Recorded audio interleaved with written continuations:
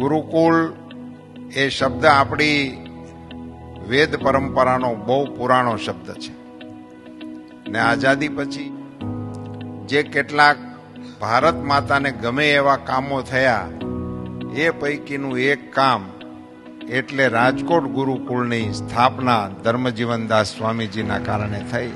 એનો આખો ઇતિહાસ જો કોઈકની સામે રજૂ કરવામાં આવે તો ખ્યાલ આવે કેટલા એમાં ડોક્ટરો હશે, કેટલા એન્જિનિયરો હશે, કેટલા ચાર્ટર્ડ એકાઉન્ટન્ટો હશે અને કેટલાયની આંતરરાષ્ટ્રીય ઓફિસો હશે.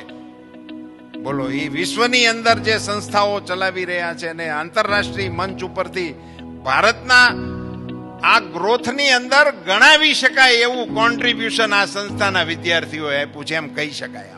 મારો વ્યક્તિગત મત છે કે તમને કેળવણીની દ્રષ્ટિએ જેટલી પણ શિક્ષા અહીંયાથી મળી હશે એનું બહુ વધારે મહત્વ નથી. કદાચ તમને ગમે ત્યાંથી મળી હોત, પણ તમારામાં જે ધર્મ પ્રત્યેની નિષ્ઠા અને સંસ્કારોનું જે અહીંયાથી સિંચન થયું એ બીજે ક્યાંયથી ના થયું હોત.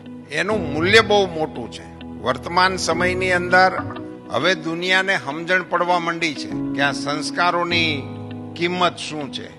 અભ્યાસ તો અંકગણિત, બીજગણિત, ભાષા, વિજ્ઞાન, ભૂગોળ આ બધું તો ગમે ત્યાં ગમે એમ શીખી જવાય એવું છે ને હવે તો મને એમ લાગે છે કે બધું ઓનલાઈન જ થઈ જાય. અને એ તો બહુ બધું શરૂ થયું છે. આ કોરોનામાંથી જે કેટલીક સારી વાતો બહાર નીકળી છે ને એમાંની એક વાત આ સારી છે, પણ સંસ્કારો ઓનલાઈન નો આવે. એમાં તો તમારે કોક ગુરુની સેવા કરવી જ પડે, કોઈકના ચરણ દબાવવા જ પડે, કોકના ચરણમાં રહેવું જ પડે, કોકના ચરણમાં શીશ ઝુકાવવું જ પડે. અને એવી ઉમદા સંસ્કાર સિંચનની પ્રવૃત્તિ ગુરુકુળના માધ્યમથી જે અત્યારે અહીંયા થઈ રહી છે, મને એમ લાગે છે આપણી સાધારણ શિક્ષણ વ્યવસ્થામાં આપણે ભણીએ અને એમાંથી એમને બારા જે નીકળી જાય છે ને પોપટ, ઈ પછી હામાં મળે ત્યારે હેલો ડેડ કરીને ઉભા રહે. એને વૈશમાં ઓલું ખાનું જ નથી આવ્યું. હવે આ બાપા છે તો વાંકું વળવું પડે. ઈ નમન કરવાની વૃત્તિ જે છે ને એ જે આપણા સાધુઓ આપણને પ્રેમપૂર્વક આપણી કોરી સ્લેટ હોય ત્યારે પાઈ દે ને, ઈ પછી ગમે તેવડો અફસર થઈને આવે તો ઈ ગામના વડીલને હોતે પગે લાગવામાં એને સંકોચ ન થાય. ઈ સિંચન આપણને ગુરુકુળના માધ્યમ.